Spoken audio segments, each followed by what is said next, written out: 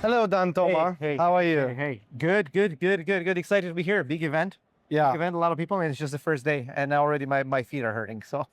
You're CEO at Outcome. Yes, I am. You wrote 3 absolutely great books. Thank you. In one of your book, in 2022, you wrote about Raiffeisen. Yeah. Raiffeisen, based on the geopolitical shock of Russia invading Ukraine, they had to take hard decisions. What decisions they took then and what things now looks like it was a good decision or a bad decision or something needs to be changed? Yeah, it's a good point, and it's a great story, to be honest with you. And I'm actually here presenting that story. So tomorrow we're going to have a session on one of the stages. The idea was, how do we prioritize? And I think the conflict in Russia and Russia-Ukraine thing, I think was just like one small thing of many things that were happening in banking at the time. So we're talking about open banking regulations coming in, or talking about decentralized finance, cryptos. They're all happening at the same time. And like any other financial institution at the time, Raiffeisen had to prioritize.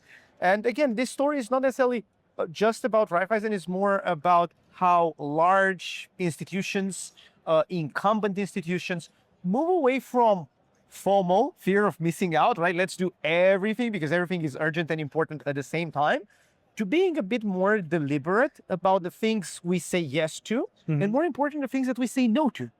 This is the key question if you're talking about strategy and growth. Strategy is not about the things that you say yes to as much as it is about the things that you decide to deliberately say no to. Most companies are good in choosing where to invest, or at least they think they're good. At least they think yes.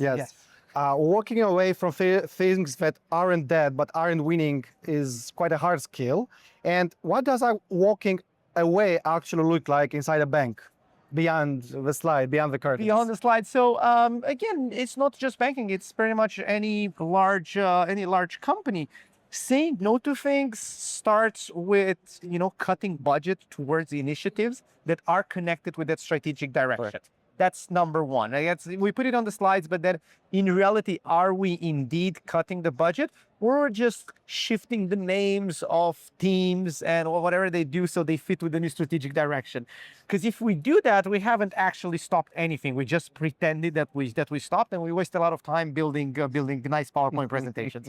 So in reality, what needs to happen is budget needs to stop, and more importantly, I think, is they need to sit down and learn from that particular things that didn't work out. It's very important, because otherwise it's just going to be money, thrown out the window. It's very important to sit down, okay, admit the fact that it wasn't a good direction, or we had to reprioritize given, the geopolitical context. What have we at least learned from what we've invested? Fintech is, a lot of big banks, big players in the market, already established payment institutions, financial institutions, they're now openly discussing about involving and embedding fintechs into their environments, business partners, and so on. Like JP Morgan is doing the same thing, and so on. But fintech we have this history of embedding different partners for years and years. In one of your books, you said open innovation is to accelerate only using external partners. So what you think from the past experiences of innovations that we need to get rid, innovations in partnership we need to get rid, and what things we need to pay attention to? Yeah, it's a very interesting question, and I think probably in the financial sector, let's call it financial sector, open innovation has been really at the forefront. It's been used for years. This is not a new thing. So they've been doing open innovation for a long time. However, a lot of these things failed, and they failed, to be honest with you, because not necessarily because of the startup or the fintech that wasn't delivering, more had to do with how the incumbent was playing the game. So it means long procurement cycle, long payment cycles, things that the startup cannot survive with. It's very important, for example, for a startup to have good cash flow. Well, if your payment cycles from a bank is 90 days, well, it's very difficult for the startup entrepreneur to even justify to him and to the investors that particular partnership. So it's very important to continue doing partnerships. I think that is the thing that we need to continue. The direction is good.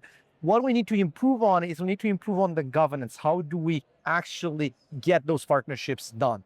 Can we streamline the acquisition process? Can we streamline the legal process? Can we make payment terms different for a fintech partnership than it is through operations between a bank and another bank, or a bank and another big supplier, let's say one of the big tech companies? I think those are the things that we need to look in. It's like, how do we govern a bit better?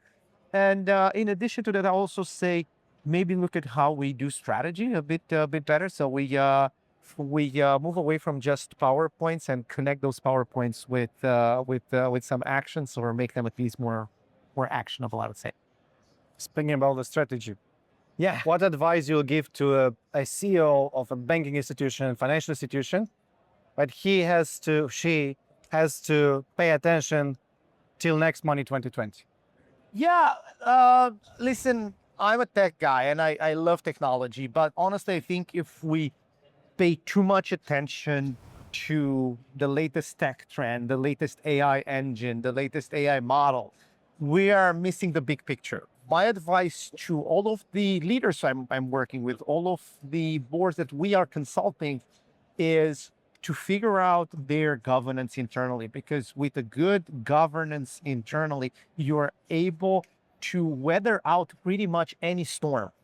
You don't have to optimize for AI. You don't have to optimize for blockchain back in the day. If you optimize for having a streamlined operation, if you're optimizing to having a system that's able to adapt fast to new technology, new purchasing behaviors, new trends, new geopolitical turmoil, then you are indeed future-proofing your organization. So look more in the mirror, look at yourself, look at how can you improve your company, rather than looking outside and see, oh, what's my competitor doing, or what's the new technology. It's very important to understand your environment, but like a professional athlete, first, you're competing against yourself.